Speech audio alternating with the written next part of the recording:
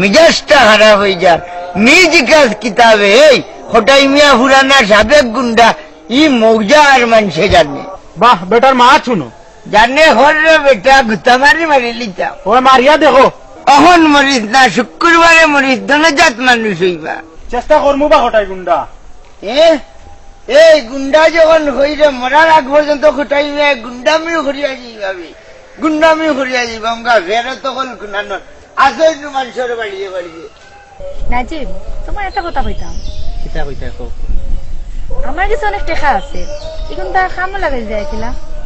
বুঝলাম না তোমার কথা, তুমি অত টাকা খাইলা কই?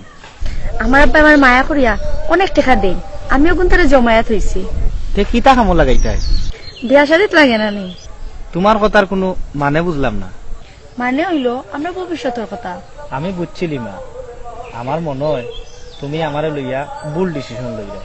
ভুল শুদ্ধ ইখানে আমি জানি না। তোমার লোক আমার বিয়োগ, এটা আমার ফ্যামিলি কোনোদিনও মানিয়ে নিত না।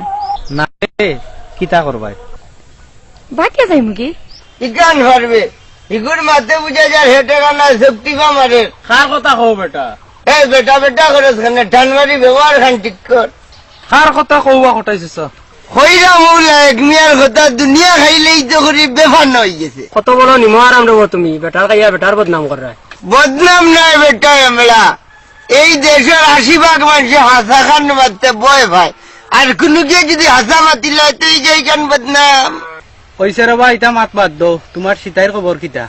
ডাকর একটা কথা আছে রে মফিজের গুয়া, জাতর কাটে উষ্টা খাইও, হম জাতর ভাই খাইও না। আমি খালাই গেছি হম জাতক লাগে। এই সীতাই আর আমার হইল কি?